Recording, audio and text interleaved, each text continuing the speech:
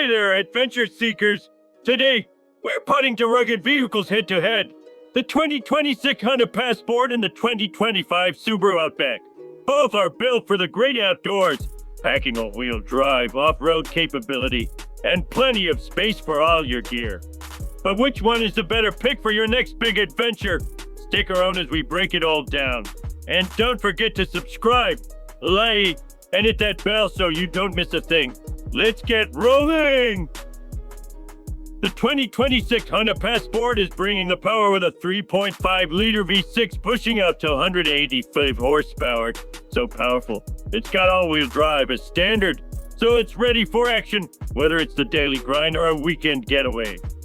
With a combined MPG of 20 to 21, it's not exactly a gas sipper, but hey, you get what you pay for. Speaking of which, the price starts at $44,750 and climbs up to $53,650. Ouch! But it's got the size and power to back it up. The 2025 Subaru Outback gives you two engine choices, a turbo to 0 liter with 260 horsepower or a 2.5 liter with 182 horses if you want to keep things chill. Standard all-wheel drive makes sure you are ready for anything, and with an impressive MPG range of 24 to 29, you will be passing gas stations like a champ.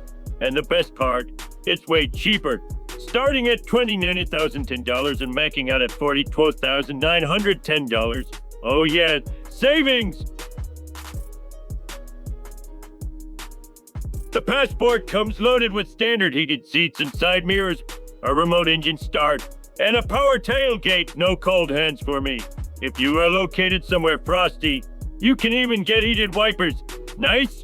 Plus, it's got a big old 12.3-inch touchscreen as standard, while the Outback makes you suffer with a tiny itsy-bitsy 7-inch screen on lower trims. So, it has less ground clearance than the Outback by 0.4 inches, so maybe you shouldn't go rock climbing on this thing. And the price, yikes! The base model alone is over $10,000 more than the cheapest Outback. Plus, no reverse automatic braking. Come on, Honda! Even I need help backing up sometimes.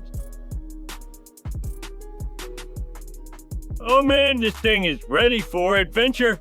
You can get water repellent upholstery, so no worries about spilling your donut crumbs. It's got standard active torque vectoring to help you zip around corners like a pro. And best of all, it gets way better gas mileage than the Passport, so more money for snacks.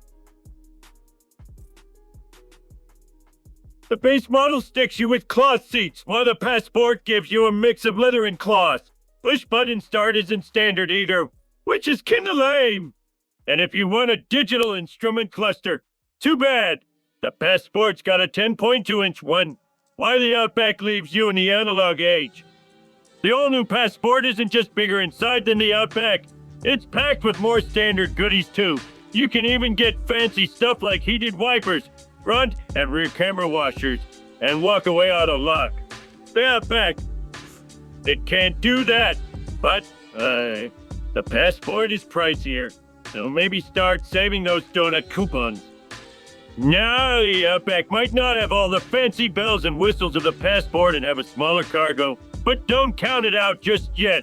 It's got available water protection upholstery, perfect for when you spill your duff.